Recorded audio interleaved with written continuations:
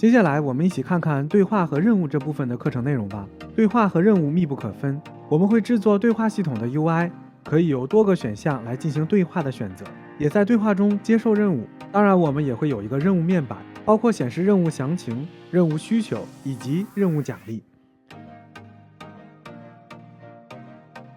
我们会设计一套对话任务系统，应用在不同的 NPC 上，也有消灭怪物和收集物品的任务制作。同时在任务的不同阶段，我们会让 NPC 显示不同的对话内容。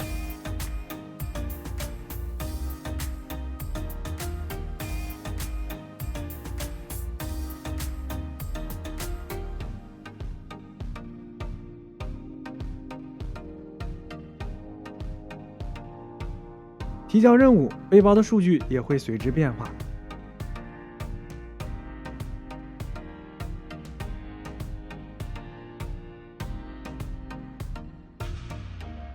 准备好跟我一起去完成任务了吗？